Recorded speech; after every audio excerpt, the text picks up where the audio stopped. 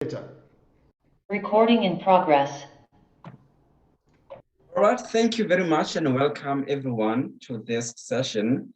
This is Rapelang from the Entrepreneurship Ecosystem Company, and we are very excited today to be hosting Paul Morley from Nedbank. So Paul is the Enterprise Data Executive at Nedbank, but he will get to talk more about himself. So I'm very excited about the discussion that we're having today.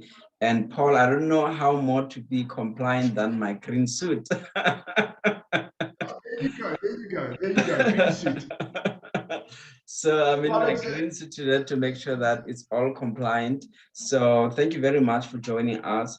So as I said that my name is Rapelang from the Entrepreneurship Ecosystem Company. So we concern ourselves about building an effective ecosystem for small businesses and entrepreneurs.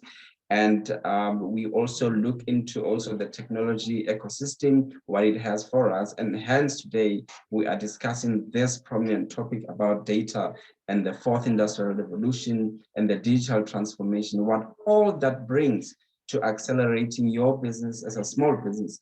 And I know that Paul is really ready to take us through the session. I've listened to quite a lot of your past interview, Paul, really interesting and exciting stuff. And what a depth and wealth of knowledge and information that you have on the subject. So very exciting. I can't wait for this session to start. So, and also our apologies for just starting a little bit late. So Paul, I know that we're going to be a little bit technical today, but just before we get to that, can you please tell us more about yourself? Who is Paul and how has your journey as a technology executive been like? Just from the humble beginnings, just take us through your journey and what inspired you to pursue technology? What really motivated you about technology? Uh, um, it's always interested me since I was very young. I think I recall back.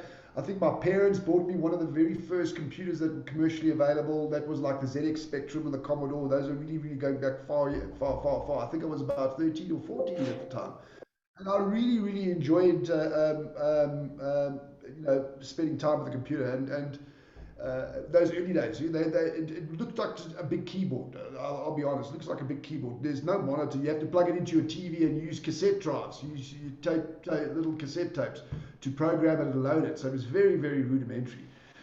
So I got involved in that space, and I enjoyed it. I used to play with it all the time. I finished high school. I broke my back at a point in time, so I had a very rough childhood. And for me, at a personal level, I had a very tough life. Put it that way. I never had parents that could provide. We came from a very poor family, so education was not always forthcoming. I don't think really finished my matric at that stage. I did it a little bit later in life, but at that stage, I couldn't finish matric. And basically I had really nothing, and my parents were very poor. So I mean, my mom was a secretary, and my dad was basically a mechanic. So I didn't really have the opportunity to go and do a lot of education. And what that distilled in me was a level where I woke up one morning after spending 2 years at home. I woke up one morning and said, I have to do it. I can't do this anymore. And my mind changed, my mindset changed, my outlook on life changed. And then I became very determined to go and learn and better myself. So everything I've ever done, I've always tried to push myself to the limits. There's no limits for me. That was distilled with me very early in my age, when I was sort of young. So it gave me a lot of drive and motivation. And then eventually I got a job at one of the mines, JCI in town, the head office. So there, I basically was going through like an apprenticeship. I eventually stopped that, and then my cousin just got me into computers. He just said, come work. I went up to IBM one day. There was a job offer. I worked for IBM for many years. I think about 16, 17 years. And then I had an interview. I still remember I phoned IBM, and they said, this guy said, no, I'm busy today. Come in tomorrow. It was a Saturday.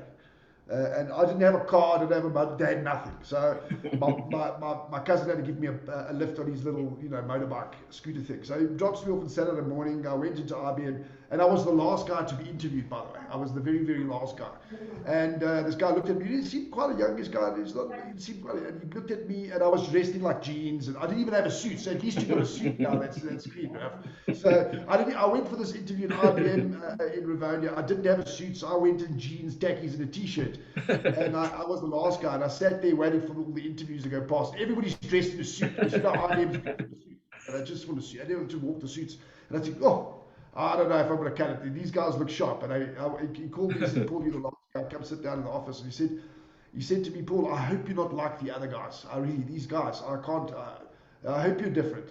And we had about a 5-minute chat. And he said, why aren't you wearing a suit? I said, listen, this is where and the conversation lasted 15 minutes. He all of a sudden liked me because I came in jeans and khakis. Obviously that was the thing for him. And he said, you're joining on Monday. Yeah, I started on Monday. First job ever after sitting at home for three years without a job. No education, basically. And 16 years. And I became the youngest senior manager in IBM at the age of 27, I think. And I was put onto a SWAT team, worked very hard. I mean, I knew little about computers at that stage. I learned in the evenings, I read in the mornings. And eventually I became as good as anybody else. In fact, I became so good that I was considered an international specialist. My last few years around IBM, I traveled around the world. And that's, coming back to your point, Raf, earlier, why do I have so much knowledge and a breadth of subjects, on my topics? And that's because I study and I read a lot. Even today, I'm like 50 odd. I've been in the industry 30 years. Never stopped reading, never stopped learning. It was just something that inculcated me very early in my life. So here I am, in front of you. And I'm an executive at Nedbank, looking after the data enterprise. I look after the entire enterprise data operations. And I do a lot of mentoring and coaching, and what you see is what you get. I'm here. I still wear my jeans and I still wear funny socks. No, very funky executive indeed, and thank you so much for really honoring this invitation. So it's very inspirational story and yet very funny as well. So just getting right into the topic for today. So data is a buzzword. So in your understanding, what is data? How can we define data? And how valuable it is in any organization? Yeah, so I see data as an output and an input to a process. I don't see computers and machines as a generator as such. I don't see data as an input to a machine. I see machines as an output of I see data as an output of a machine. So for me, data is everything. And if you over the years, if you understand data and you really get down into data, you can see many truths in data. And you can figure out things very quickly to your answers if you understand the data and you can see it. So data for me is like a lens. For me, it's a different lens. It's a lens on seeing the world differently. Data allows you to see things your eyes can't see.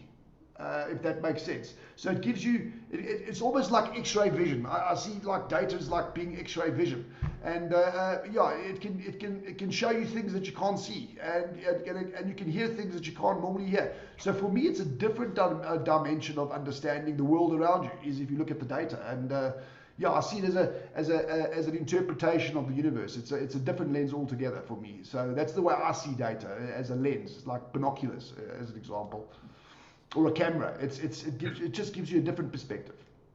All right. So now, how does one embrace data, or how do organizations embrace data and formulate a data strategy that will ensure that this data is valuable and is part of the business process? How do they embrace it to ensure that it's well utilized, is well acquired, stored, managed, shared, or used? How do really organizations start looking at data different, especially now in the 21st century, in a century of information? Information is everywhere, data is everywhere, but how do you ensure the effective use of this data that is available? Well, first of all, I just want to make the point around a data strategy. A data strategy, and this is, I think I had a conversation yesterday with one of my colleagues. There is no, a data strategy is the wrong question. This is where everybody gets it wrong. What you should be asking is, you shouldn't be talking about a data strategy. You should be talking about, how does my strategy support the new digital age? Because a data strategy is nothing different to, people think of data strategies as something different to a normal strategy. It's not. So now people have got a strategy in an organization, they have a big strategy, what they want to do, and then they have a data strategy. I've never understood that. Why you got two strategies? I'm like, guys, it doesn't make sense to me. It's not. So instead of saying I need a data strategy, you should be asking the question is, how does my strategy fit into the new digital age? That's what you question, because it's the same. You must have one. You can only have one strategy. You can't have two. Makes sense. So that's the first point around a data strategy. I think people are like lost. It's just confusing everybody. And if you simplify the world, Raf, if you dilute the world, if you simplify the world, and we talk about all these fancy words, but for me it's very simple. I'm a very simple guy. I like things simple. And if you simplify everything, then the answer is easy. The data is data. We've always had data. So what's so special about today than 40 years ago? What's so special? What's different? Nothing's different. The fact that we're using it now is the difference. So data is not something that's new. Data has always been there. And my interpretation on that is, it's not what the data tells you, it's how you interpret the data. And for me, if you get back to the basics, everybody worries about data. Don't worry about the data. Worry about how you can understand the data. That's a different question. So and that's why you've got data strategies, and we've got data this, and we've got data. But why you got all that? Just understand what you have. Understand what your data is, and it's very important to understand your data, because, many years ago, I walked into an organization, and it was like process work. We were doing some re-engineering. I think it was in Dubai. I was in Dubai with IBM, and the guy said, and I said to him, my colleague said to him, listen, can I see your processes? Because we did some business re-engineering. And you got all that. I said, no, I don't want to see your processes. Let me interrupt you. Can I see your data? And I looked at the data, for like pieces of data from all over the organization. He gave me the data, a little bit of the risk stuff, a little bit of the analytics, a little bit of finance, a little bit of the technology. He gave me a data, and then I analyzed the data. And by analyzing the data, I could tell him exactly what was wrong with his business, his processes. I said, that process over there is broken. This process is broken. You're paying too much here, you're paying too little. And I got that entire view just from a single data set. And I didn't have to understand his processes. I didn't have to look at his processes. I didn't understand his business. But if I looked at his data, I could tell him where the problems were. You've got bad data quality issues. This data is taking too long. Look at the timestamp versus this. This data from finance doesn't match the data from there. Your process is broken. Whatever your process is, I don't know your process, but just by looking at the data, I could say to him what was wrong with his business. And for me, again, that is how important to understand your data. Your data can tell you many things. If you trust your data, your data can mean many things. And it's very, very important now in the fourth industrial age, given now we're all digital. And maybe let me add on that in one of the interviews you said, data is not technology, but data is the process of understanding your customer. So what does that mean? Well, it's not only just your customer. Your data is there to understand everything. It's your process, your business, and your customer, and yourself, by the way. It also understands yourself. So what does it mean? Well, it means that if you can understand and interpret your data, what it means is you know things that you didn't know before, and that your processes don't tell you about, that your organization doesn't tell you about, and certainly your customer doesn't tell you about. Because that is the reason why we do behavioral analytics. Your customer doesn't tell you, as a bank, for example, doesn't tell you how he behaves. He's never going to come and tell you how he behaves. So you look at the data, and the data tells you how the customer behaves. Now, you can do the same thing with any aspect of your business, be it your processes, your technology, and anything you want to know. So why is that important? Okay, it's important because it's the easiest way to understand the universe around you. Because data doesn't lie. Data is data. It's got no intent. It's not good or bad. It's not neutral. It doesn't lie. It might be bad in terms of quality, but the truth is the truth. So it doesn't lie. And if you can unpack that, you'll go a long way. But don't get confused now, because there's all these consultants running around, and we can sell you tech, and they say this is like all this. It's for me, it's rubbish. Half of them don't understand what they're doing anyway. I mean, I'll give you an example. They've got this big consultancy. They're all pushing this data as a service. You know, you got cloud, and you got PaaS, and you got platforms as a service. You got infrastructure as a service, and all of those other good things. Now they've got data as a service for the cloud. What is data as a service? Please tell me. Data doesn't. You can't sell data. You can't. It's not a service. Things use data. Machines use data. People consume data, but it's not a service. It's a commodity. It's a commodity. It's like selling oil. It's like selling petrol, or it's like selling gold. It's a commodity. It's not a service. You know, and a service is someone that comes along and cleans your house or washes your car. That's a service. Or delivers your groceries in COVID. That's a service. And they're calling it data as a service. I don't, you know, and that's the confusion people create. It's not a service. It's a commodity. You use it. And this is the problem that I think people have around data, is they believe the wrong things, and that's not the right thing. As an example, so you've really got to understand your data. Your data can tell you lots of truths, not just that. And it's important in the fourth industrial age. Very important, because everything's about data. Data is central. So as you say, that data is a commodity. So how does one really monetize it? How do you make money out of data? And especially for the small business, because I know that a huge part of our audience is small businesses that don't know really how to look at data from your perspective, as you're saying it. And simply because in corporate, you guys have got lots of resources and capacity to really efficiently and effectively use data to drive the business success. But for the small business as well, how do they understand data as a commodity and begin to find ways on how to monetize data and really make data work for their businesses? Yeah, so I mean, that's another fundamental. Data itself is not valuable. Data by itself is not valuable. Data is just data. Where data becomes valuable is how you use it. How do you use the data? Because how you use data generates the revenue, generates the value, generates the profit. How you use it is important. But when they go, Paul, how do you monetize data? Well, you don't, because it doesn't have an inherent value. What you need to monetize is the capabilities that use data. So you need to monetize the things that use it, the people that use it, the machines that use it. Those are the things that make money. Remember, at the end of the day, data is part of a process. It's not a commodity. It's not something you sell. And this is where people get confused. So if you're going to monetize your data, you need to use your data to add value to whatever you're doing. And if the value of whatever you're doing, now this could be insights, could be reports, it could be interactions with a person, it could be interactions with a machine, it could be data, could be using artificial intelligence, it could be driving your car. That's value. But data itself is not value. So when you're looking at monetizing your data, because everybody says, Paul, how do you monetize data? And they're saying, well, how do I turn data into money? Again, wrong question. The question should, how do I use the data to generate money? You see, the question is is very, very subtle.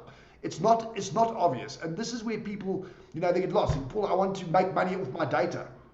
Well, no, you can't. What are you doing with the data? That should be making you money.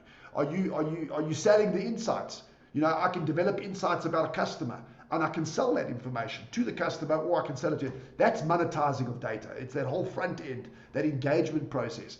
It's not data in itself. So when you look at the topic of data, monetizing data, you've got to look at a broader sort of picture. You've got to look at how you're going to take that stuff, that data, that insight, that commodity, and inject it into whatever you're doing that you sell. Do you sell a service? Do you sell product? You've got to inject the outcome of the data into whatever you do. And that's how you make the revenue. That's how you make the money. That is where the money lies. Inherently, data doesn't have money. It doesn't have value itself. Or maybe let's also understand it from the work that you do, that as you are an executive of data executive of the bank. So how do you guys utilize data to create value for the bank? And just so that it can be easy for a small business that is out there to understand what you do with that, the data you have, how you manage the data you have, how you create commercial value out of that entire value chain of data. So what do you do with data at the bank to create value, either for the customer or for the bank itself? Well, we've inculcated the process of data, or the data as a commodity in various aspects of the business. So we use it in risk management. We can determine fraud and analytics on the back of AI. So we use a lot of machine learning on the back of that to detect fraud. So we use the data to evaluate our processes. Okay. We also use data to evaluate our decisions. So when we make a decision around X, Y, and Z, maybe we're gonna make a decision about, we're gonna close 4 branches in Cape Town. Okay, maybe it's not cost effective, so we're gonna close the 4 branches in Cape Town. We run it through various models that look, and we use big data in that context. So it then looks at the economic around it, looks at penetration of people, concentration and density of your population. Then we work out, we use all of that data, those demographics, and a broader set of data. We look at the social media data, and we look at how people interact and what they say. Is it a good bank? Is it a good branch or a bad branch? We use social media for that. Then we get a dimension off like the demographics that you get from Home Affairs. Where's the concentration? And then we work out, is there any value in keeping the branch open in Cape Town? So that's one use case. So we use it to evaluate a decision. So we're going to make a decision, you're going to look at it. Then we also use data to advance our real-time decisioning.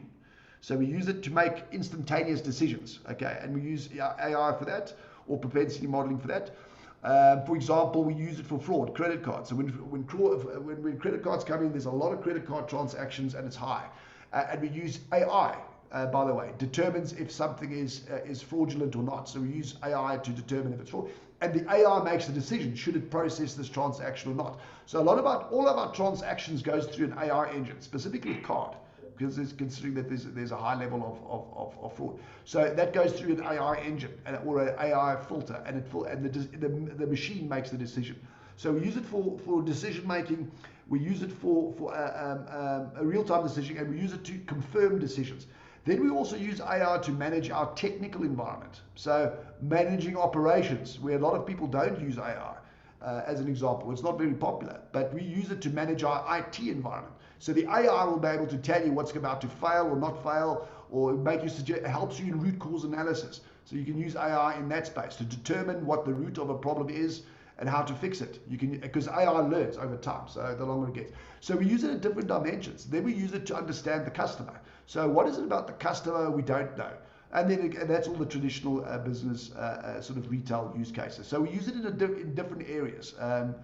We use it to confirm risk as well in the risk space. So we use it across the board. We use it to confirm decisions. We use it to make real-time decisions. We use it to understand customers. We use it to determine root cause analysis in IT. So it's used, the AI and data is used across the domain. It's not just isolated to one area or function. All right, let me also warn the viewers out there that they can post their questions. So if you have any question that you want to ask Paul, so do bring your questions with. So if you want to be unmuted, I can do that. Or if you want to type in your question, then you can do that. So yeah, so that we can be able to engage Paul and take advantage of this moment that we have with Paul. So Paul, now a very controversial one, as you talked about what the AI is able to do and what data is able to do and machine learning and all that kind of stuff. So what is your view on the digital transformation versus the job security? I was having a chat with one of the technology experts who they're working at SARS, so they're implementing some AI and they're implementing a lot of digital transformation at SARS. So he was saying that because we are in an environment that is very unionized and that can stifle digital transformation as well. So for them, the strategy at SARS was AI enables to reduce the queues and the time it's spent to transact with the taxpayers to make it easy for filing and all of that.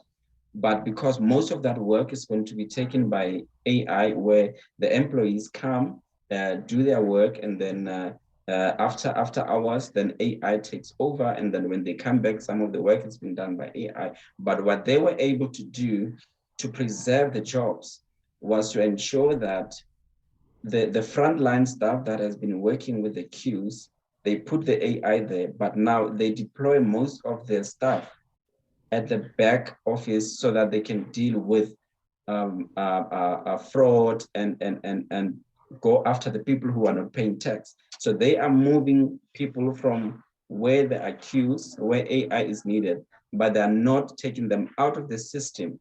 They are taking them into now the back office to support, the fraud department, to increase revenue collection and to make sure that they increase levels of compliance, and no one there effectively loses their job. So how do we always think about it in the context of job security, as well as we know that we're in a country where unions can be very a problem in terms of stifling the digital transformation? Or you as the bank also, as you are thinking about trying to compete globally, even locally, obviously you have to bring in the technology, you have to bring in the AI to fast track the processes. Some of the jobs have to be taken by the machines. So how do you manage the digital transformation in such an environment?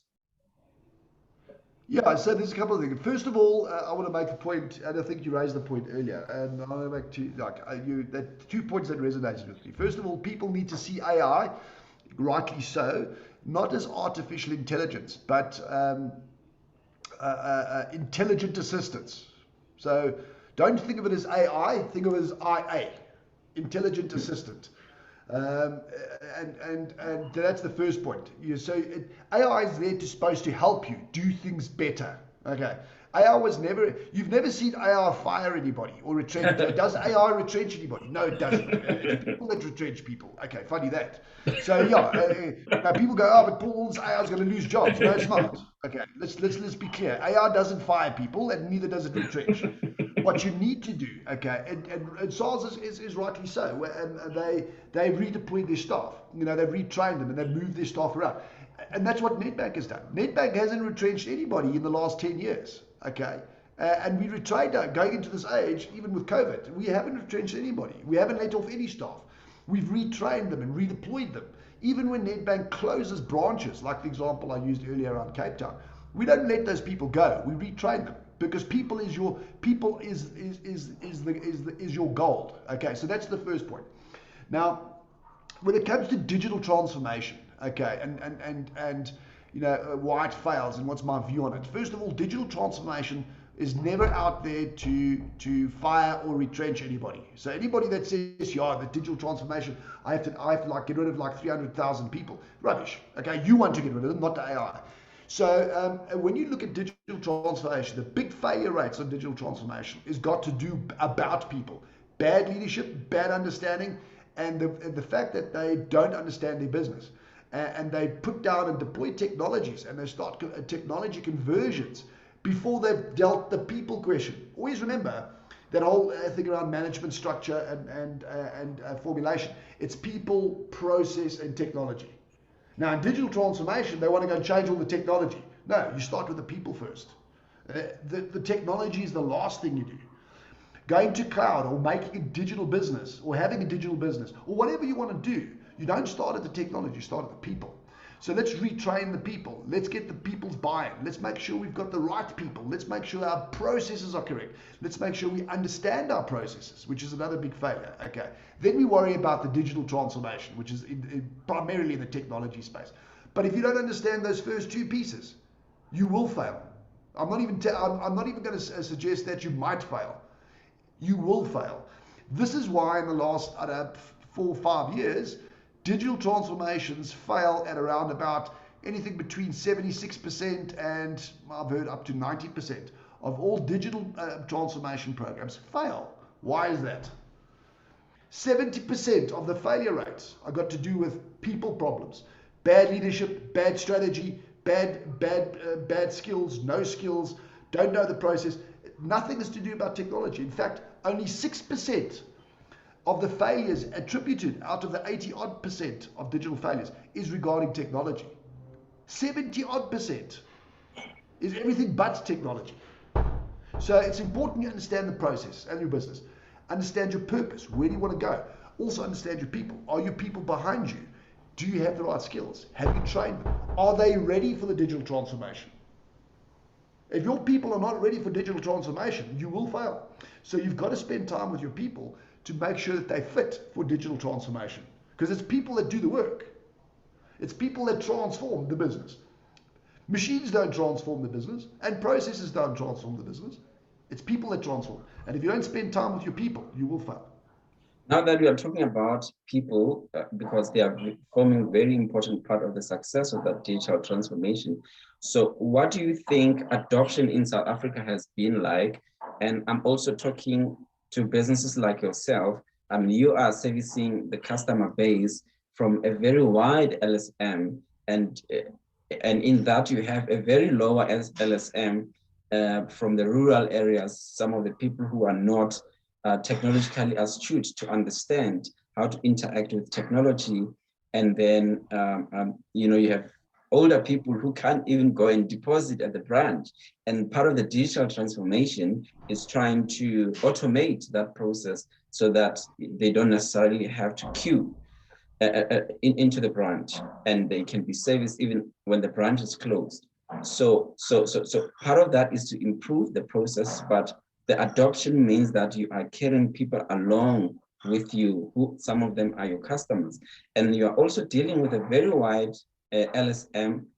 There is a upper LSM that obviously they can download the apps on their phone and be able to interact with your services, but there are still a lot of our people in the rural areas who is very difficult to adapt to the change. So how are the banks like yourself bringing them along with, so that they are part of this digital transformation? As you said, that is something else to train the employees because they are your staff. You have the ability to train them because they're under your control. But customers, what do you do to bring them into the digital transformation? Yeah, it's a very tough question. I mean, and it depends on organization by organization, and you have raised a very good point. Unfortunately, now this is the other side of digital transformation in the fourth industrial age, is the digital divide is going to get bigger. And your point around the rural spaces, I think we got about 56% of our total population is connected in some way, be it cell phones or be it the internet or computers. So we've got about 60% of our total population that's connected electronically to the world. And here's your problem. If you're not connected to the world, you're going to be left behind. So this divide is going to go wide. It's going to go wide. So if you don't have the capability of being able to use digital or be exposed to digital, the challenge is going to get worse. Okay, really, it is going to get worse. I mean, if you don't have a digital interaction, and specifically about your example about the deep rural areas, it's going to become a big problem. It really is. So how do you fix that? Well, it's up to our communities to help them. It's up to the organizations that work within our communities to help them. How do we do that? How does the government roll out infrastructure that can support the digital space in rural areas? So for me, it's not a single thing. It's many people working together as a single collaborative. It's private sectors, private businesses, it's the individuals, and it's the government. To get coverage, enough coverage, so these people can interact and be participants in the fourth industrial age. Because if you're not connected, okay, because it's all data and automation, I think we all know that, and if you don't have access to that, you're lost. And unfortunately it's going to get worse, okay, over time. So it is really a thing that the entire society as a whole, okay, the 60% that are connected, have an obligation together to drive that sustainability and growth into those areas where people don't have it. India. So how did India deal with part of their problem around COVID? Because it comes back to COVID. Not everybody's connected. Not everybody can work from home. not everybody's got connection to like the internet. Like we are lucky, so I can work at home as I am now. But some people don't have the infrastructure. Even though they are connected on their cell phone, they don't necessarily have all that infrastructure at home. And what did that do? Well, even in that space, we've got a problem because not everybody's equal when it comes to work from home either. So India, for example, going through this COVID while they all worked away, they decided that they're giving zero-cost data rates. So on 2 networks in India that supply the larger organization, for the rural areas, you don't pay for data. That's one way. Your telcos must come and say, it's expensive in the rural areas, but our rural areas won't pay for data. That's already half the problem gone. Because now people can connect, where before they couldn't afford to connect, because they don't earn a lot of money. So India made it in their areas, made data transfer free. That's what they did in the COVID area. And I think that's very true. I was just having a chat with one of the fintech experts in Zimbabwe who was saying that they have very low levels of cash in transit heists because there's no cash moving around. Everyone is transacting online, even the rural grannies. But you see, but they'll follow you though, Raf. They'll follow you. So if they can't rob cash in transits, what are they going to do? They're still going to rob you. They're just going to rob you cash in transits. I'll give you an example, like the fourth industrial age. So what's happened? Everybody's working at home now. So where do our cyber criminals attack? They don't attack the companies anymore. They attack the employees at home and they deny them of service because the effect is the same. So in the old days, they attacked your organization's perimeter to try and drop the service. Now instead of attacking there, they now attack everybody that's working at home off their routers and their home PCs. Because if your employees cannot work, it's just the same as they're attacking the company. So using your example, they will stop cash in transit heists. That's not going to change a criminal. You're still going to be a criminal. And if you can't steal your money in a cash in transit, he's going to steal it some other way. Okay. So, and I think that's the thing that we need to understand about some of these use cases as well. Just because we automate and digitize and we can get better ways of interaction doesn't mean the criminals are not like adapting to that. Because they'll find other ways. And it could be anything. Maybe they'll just come in there and stand in the queue. And when you get your money, they'll rob you. I don't know. They'll find some way to get their money. If it's not. And I think that's another thing. Will it be as bad? I don't think so. It won't be as bad as COVID. But they will go and find another way to take their money. So now that you're talking about the data security, how do we maneuver the whole data security to avoid, criminals being able to infringe data? What has been your observation in the trends regarding cyber security that needs to be enhanced, especially in organizations and also with smaller organizations? So what is the best strategy to safeguard your data against all the rogue people on the internet? Well, there's many ways. I just want to ask this young man's question here quickly, Maps. He says, what data tools would you recommend when you start out? So anybody that's starting out in any of the data space, be it data science, data engineering, get a good base of things like Java, things like SQL is very popular. Get in that, and some of the more advanced techniques like what do they call it? Not Pascal. I'll think of the name now. There's a couple of very good ones, but stay to the basics. SQL, Java, XML. Those would be your best bets. There's a lot of tools that use that language as a standard. So if you focus on the languages that most of the other tools use, because they're all common standards. SQL, everybody's got SQL.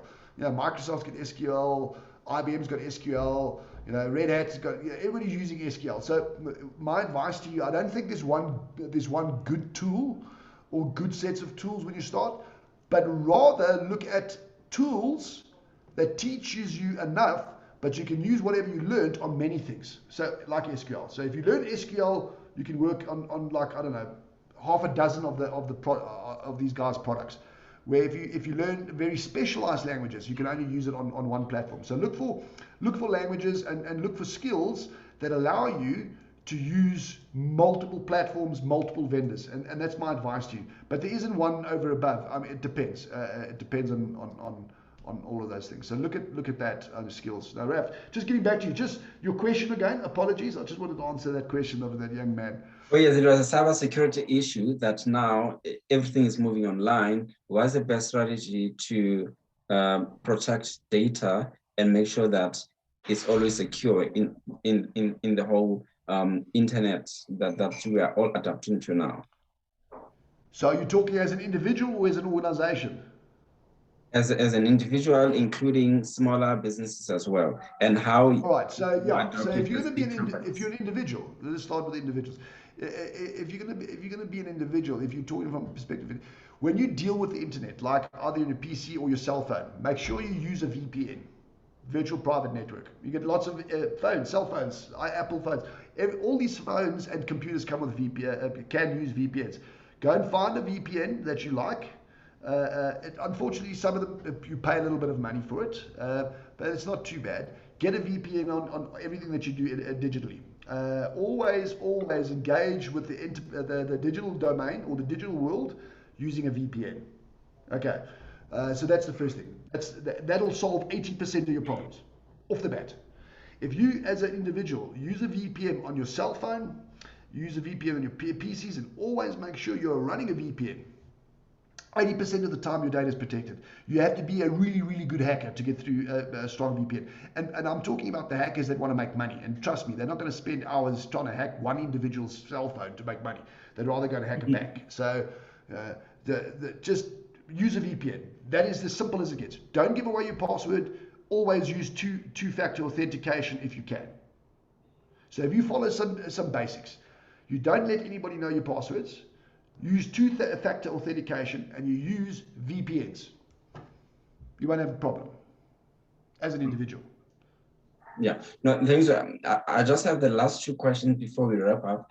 That in this advent of 4IR, how do you think is leveling the playing field for small businesses to also be able to play in the same level as the big business? Is 4IR becoming an enabler for smaller businesses also to be able to compete, you know, with bigger businesses, compete globally, and how is it enabling them to accelerate their growth? Do you think that it can be able to disrupt you as Absolutely, as big business, absolutely, as more fintechs are coming? So are you feeling the heat of being ultimately disrupted as a big business? And how would you encourage smaller businesses to adapt quickly to technology so that they are able to accelerate their growth?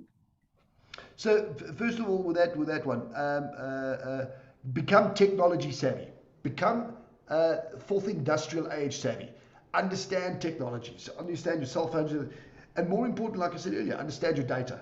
Okay, because at the end of the day, it's not about the individual versus the big guy, or the big guy versus the fintechs. What's the common thread on all of those? Is data. It's whoever understands the data first, whoever can use the data first wins. That's the bottom line. It doesn't matter if you're 100 million people or an individual. If you can understand your data first, better than anybody else, fintech or not, then you will disrupt the thing. And it goes down to an individual level, by the way. I'm even talking about individuals here. If you understand your data or whatever you want to do with your data better than the next guy, and you can take it and you can get it to market, you're going to disrupt even the big guys. Because what stops people from so people often have this debate with me, Paul, there's a fintech and there's a big company, and the fintechs are faster than the big companies. Why? It's not because they're a small company that they're faster. It's because they can understand the data and use it faster. And it doesn't. And if you're using that perspective, it doesn't matter if it's 10 people or 50,000 people. It's got nothing to do with the size of the organization. It's got nothing to do with the size, how many individuals you have. Nothing to do with that. It's about who understands the data and can use the data for the greatest possible effect. And there's nothing there about individual or 10 or 20 people. There's nothing in that equation, in that conversation, that says a fintech is 50,000 people or a fintech is 10. You're a big company or you're a fintech. got nothing. They don't talk size. There's nothing there that says size. And I think this is what confuses a lot of people. And that goes down to an individual. And it's all about, my advice to anyone, learn about the data. Think about how you can use the data. Think about what is not there. Now, what I mean by that, so let's take it back. If I look at all the banks, and this is what I said on my cloud thing, and I look at all the banks are doing the same stuff. Okay, you agree? They all got like phones, cell phones, they all got apps. Everybody's got the same stuff. Oh, I'm innovative. Oh, my cell phone's bigger than your cell phone. My app is like, guys, really? That's not innovation. Okay. Yes, you delivered it quickly. You did like 2 days. You've got, wow, check, I've innovated. I can build something in 2 days. Well, I'm happy for you. But what's the 2 days building something is going to make money? It's not. So it's not about how good you do something. It's how you use the data. Now, when I look at the world and I look at all the banks, I don't look at what the banks are doing. I look at what the banks are not doing. So if I want to do something, I look at the banks and what they don't do, and I focus on what the banks don't do. This is why fintechs will fail. Everybody goes, oh, but these fintechs, these payments fintechs are going to take all the payments away from a bank. The banks are going to lose money because the fintech's is going to be taking these transactions. Really? No, you're not. Okay. Because the banks do it and they do it well. Fintech is not going to have a problem there. Rather, if you're a fintech, rather look at a bank and see what the bank does not do. Don't try and compete with the bank and what the bank competes at, because you'll lose. Okay, that's the bottom line. Now you can listen to the academics all you like. Yeah, but this fintech. I haven't seen any fintech be successful attacking something that exists. Fintechs are successful when they develop and sell something that no one else has. Just because I can do a payments process faster than the bank doesn't mean I'm going to take the bank's money away. Because the bank, that's end-to-end flow. It's not just about the payment. It's about the regulation. It's about the endpoints. It's about the consolidation. It's about the reconciliation. And if you're only going to hunt the payments, guess what? As a fintech, never do it. Because you've left everything else out. Because remember, it's a value chain. It's a life cycle. And if you're only going to attack part of a life cycle, the chances that you'll fail is pretty good. So focus on the things everybody else is not doing. And it doesn't matter what business you're in. If you're in the banking business, if you're in the cafe business, if you're in a bottle store business, if you're selling cars, look at your market and your peers and understand what your peers are not doing, and then do exactly what the peers are not doing. Don't do what your peers are doing. Do the opposite of what your peers are doing. That's where innovation happens. Innovation doesn't come from, I can process payments bigger than yours. And it's got nothing to do with how many people work for the company. It's just because I got 10 people doesn't mean I can't compete with 100,000, and it doesn't mean 100,000 people can't wipe out fintechs because they can think faster than a fintech. So don't get lost in those. Don't get lost in those traps, okay? Because they're not real. They're created by markets. They're created by consultants to make money, but that's not reality. Sure. Yeah. Just my last question here. So, what are the trends that you have just observed recently, and what are some of the latest 4R trends, especially within the big data, AI, machine learning, robotics, that you have just observed that caught your attention, that interested you, and where do you think the trends will be maybe in the next 5 years? Interesting question. Okay, so you look at the landscape now. So what is the landscape given us that we didn't have yesterday? This COVID. What has it given us? Okay, so COVID has given us work from home. So we all have to go and work from home now. That's what it's given us. COVID has given us an accelerated digital progress. That means, on average, digital progress has been accelerated by 6 to 7 years versus non-COVID time. So everything's now rushing into the digital world. Everybody's going to cloud. Everybody's digitizing. Now there's a big drive. Last year there wasn't a big drive, but now there is. So look at that. Then you look at all right. So what does that mean? Well, that means, and you look at schools. So now we do a lot of homeschooling. We do a lot of self-learning. So what are the trends for tomorrow? Based just on what those few things. What I see home learning being a big advantage in the future. Education platforms on cell phones, education platforms on PCs. I see there's going to be a massive growth in that because now they've got a market. They didn't have a market before COVID, but now they've got a market. So I expect to see lots of trends in the education side. So massive, for me, I see massive growth in the education sector around digital training and all of those kind of fine things. I mean, you and me are sitting here talking across the Zoom. Right?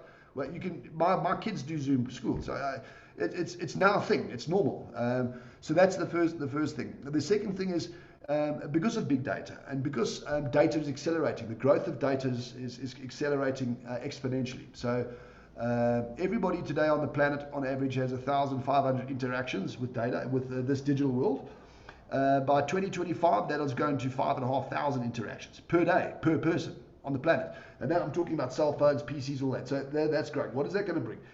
The hackers and your cyber guys are far more active now than they were before cyber. So they are, because they think this is like Christmas to them. So like everybody's working from home. So 300% growth in cyber attacks in the last year. 300%. As an example, so where I see a lot of innovation. I see a lot of innovation coming in on the security front, the cyber security front. I see a lot of innovation. I see a lot of and because of that, by the way, I see a lot of growth happening on things like blockchain. So I do think a lot of more emphasis will be played in the terms of using blockchain.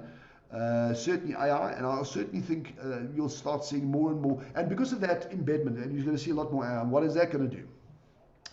It is going to drive what they call small AI. It's a term called small AI. That is AI on a cell phone. So people are going to be developing apps that's AI, but you put them on your cell phone to do very, very specific jobs. So you'll see a lot of that coming down. So you'll see a lot more small AI or mini AI, what they call it. You're going to see a lot more focus on blockchain because of the cyber security threats and digital transformation and the growth of business. And you're going to see a lot of growth in the education sector with regard to further innovations around digital platforming, around education platforms, etc. So those are the big ones at a high level I see developing. But I think the trick to this question is you can figure out yourself. Just look at what COVID gave you. Like last year, everybody's working from home. What does that mean? Well, kids are going to, and then you'll work out the trends yourself. You don't need some consultant to tell you the trends, which you're just going to charge you money for anyway. So if you just see what they do and what they don't do, you'll find your trends. But that's sort of my forecast. And yes, I don't believe in consultants. No, thank you very much, Paul. So just in your closing comments, your message to small businesses and what can you say to them about the opportunities they can take advantage of and businesses motivated big opportunities here. Time that we're living in. Big opportunities here. Sure. Use your digital interactions. This is where your business is going to lie. An example, I do a lot of presentations. Actually, let me show you something what I do. So, and you want to see why it can make people. Now, I don't know if you can see that. You see that? Let me get closer. Infographics or? It's a presentation. Let me try and get it there. It's a presentation. Yep. Now that presentation you see on my phone here, I did it entirely on my phone. Sure. I didn't use a PC for this. Maybe I'll just give you a better picture. Let me just turn this thing off. And maybe you can see it now. So I'll show you here. This is a presentation that I did. Why do they fail? Africa. I'll talk about Africa. There. Advantages for South Africa. Nedbank in South Africa. Nedbank in big data. And by the way, this is all about big data that I'm teaching at Nedbank. Okay. So this entire presentation, by the way, is done on my cell phone. Sure. So when small businesses tell me what they can or can't do in this age, start with your business with this. Your back pocket. Highly mobile, very efficient, online 24/7. What is it you're going to do with that capability? What are you going to do with that? So if I came to you tomorrow and said, listen, you own a small business, Rafs, and I'm going to come to you tomorrow, and I came to you tomorrow and said, okay, listen to this. I'm going to sell you something. I'm going to give you 24-hour service. I'm going to give you a highly portable business that you can carry around 24 hours a day. I'm going to give you connectivity. I'm going to, so you can do whatever you want in your business 24/7, and you carry it in your back pocket, and it's insured, and it's assured, etc., and it's highly secure. And I'll sold you that service. What would you do? You'd buy it tomorrow. If I came in any business and I said, and I just said to them, let me talk business. I'm going to do this for you. I'm going to give you 24/7. I'm going to give you a capability in your back pocket. I'm going to give you a highly secure environment. I'm going to give and you know what they would say? Oh, that sounds marvelous, Paul. How much? Yeah, here's my cell phone. People don't equate what I've just said to you now to a cell phone. This cell phone is insured. This cell phone I carry in my back pocket. This cell phone has 24/7 connectivity. This cell phone can manage my entire business. If I told you that without mentioning a cell phone, would you buy the product? Hell yes. Just because I say it's a cell phone, you go, oh no, it's going on. Really? So when small businesses focus on what I've just said to you, what are you going to do with 24/7? What are you going to do with highly secured communication? What are you going to do with carrying your business in your back pocket? What are you going to do with your business that you carry around with you in your back pocket? Think about it from that perspective. Don't think about it as a cell phone. Now, and that's what small businesses must do. They must think about that capability. What are they going to do with 24/7? What are they going to do with highly portable? What are they going to do with highly secure? And very quickly they'll find out this can change my business. And only then do you decide it's a cell phone. Because if you mention the cell phone first, no one would buy the product. But if you mention the cell phone last, they'd buy the product. So I think it's the way you see the world, and that's what I can give advice to small business. Start thinking about your business as a cell phone. What are you going to do with your business as a cell phone? All right, no, thank you so much, Paul. I think I wish we had more time to really explore some of these issues, but I think you really poured out a lot of information to us, and very, very informative and very, very insightful stuff. I believe that we will not be able to look at data the same way, and the way you're able to unpack it, and some of the opportunities that you open our eyes to. And yeah, I know that as we are going to post this video, because it's going to be there online, it's going to be on YouTube and some of our platforms. So our audience will be able to also catch up on a lot of information that you had to say. So thank you so much, Paul. We'll engage further. So yeah, be more kind that anytime we need you to share such information, that you are available as much as you can to really empower and educate our nation. So thank you so much, Paul. It's a pleasure. Thanks for having me, Raf. And anybody can come I'm on LinkedIn, as you know. So if anybody wants to continue talking with me and they've got ideas, welcome to connect with me. I'll always share what I have. So reach out to me. I'll talk. Thank you again for having me. I'm very passionate about what I do. I mean, I could have sat here all day speaking. And again, it's a privilege for me to be here. It's a privilege. And if there's any way I can help, I will. If there's any time you want to speak to me again, I'm always ready to speak. I don't say no to the big guys. I don't say no to the small guys. I believe communication is key, and you'll always have my time. You'll always have my time. All right. No, thank you so much. Much appreciated. Meet you again next time, Paul.